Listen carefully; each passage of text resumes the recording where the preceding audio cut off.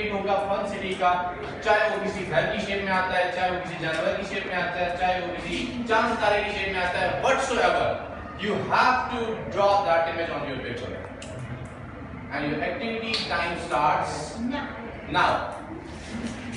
Close your eyes, close your eyes. Think about fun city. Forget everything.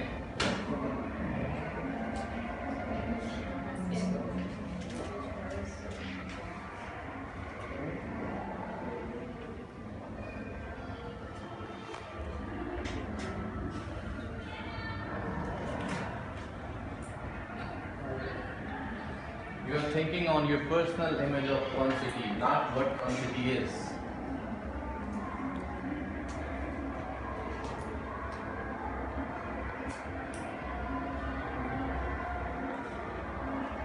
Okay, open your eyes. Because you are eternal customer of your organization. आप organization से demand कर रहे हैं, organization आपसे demand कर रही है. This supply demand supply का रिलेशनशिप है. It converts your relationship into a customer with organization. तो if your organization is not on the path of growth, तो आप कैसे ये कंसीडर कर सकते हैं कि आप ग्रो करेंगे? अगर आपके टीम्स के अंदर कोलैबोरेशन है बट टीम्स की आपस में कोलैबोरेशन नहीं है, तो your organization can not grow. आपको हर स्टेज पे, हर लेवल पे, starting from individual till organizational level, you have to create a win win situation. जहां आपका दायरा कार है, जहां पे आपका इख्तियार है, जिस जगह पे try to focus on those things जिनके थ्रू आप विन-विन सिचुएशन क्रिएट कर सकते हैं. ऐसा कभी भी नहीं होता जी कि अगर ये अच्छा काम करेंगी और ये उनसे छुपाएंगी कि मेरा काम कॉपी ना कर लें, तो आप अपने उस स्पेसिफिक एरिया में तो ग्रो कर जाएंगी, बट वो मल्टीप्लाई नहीं हो सकेगी grow. If you want to actually grow up, आप उनको भी ग्रो करें. Try to grow them, try to grow him.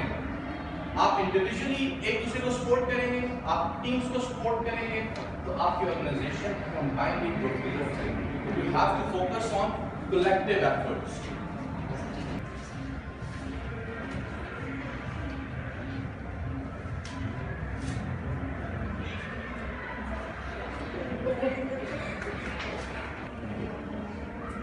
हमारी जो लाइफ है जी, हम जो इस दुनिया में गुजार रहे हैं, चाहे वो हमारी प्रैक्टिकल लाइफ है, कॉर्पोरेट लाइफ है, एकेडमिक लाइफ है, पर्सनल लाइफ है, ऑल एस्पेक्ट्स ऑफ लाइफ, इनका कोर पर्पस, इनकी कोर सक्सेस एक फैक्टर के ऊपर डिपेंडेंट है, और वो फैक्टर है हमारी पर्सनल सेटिस्फैक्शन.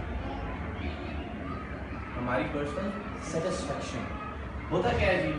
जब हम अपने आप से दूर, हम अपने आप को नहीं जानते, हम अपने पर्पस ऑफ लाइफ को नहीं जानते, हम बस आंखों पे पट्टी बांध के किसी एक रास्ते पे चल पड़ते हैं और हमें नहीं पता वो रास्ता हमारे लिए है या नहीं है. तो हम सिर्फ एज अ रोबोट काम कर रहे होते हैं.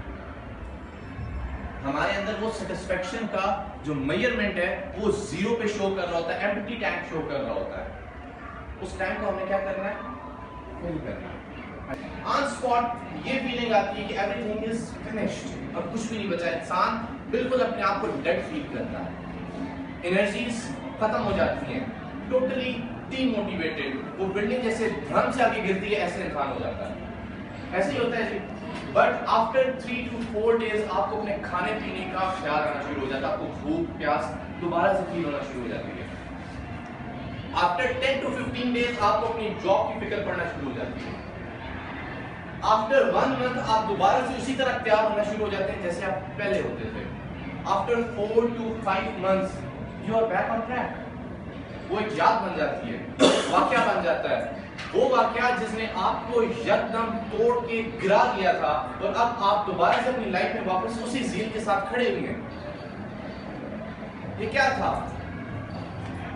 ये वो मोटिवेशन थी जो आपके अंदर थी, जिसने आपको वापस लाइफ पे रनिंग फॉर्म में दोबारा से लाया. अगर ये ना होता तो कोई भी इंसान दुनिया में सरवाइव ना कर पाता, सर्वाइवल ही मुश्किल हो जाता. सो दिस शोज इंसान इंटरनली मोटिवेटेड है या इंटरनली डीमोटिवेटेड है.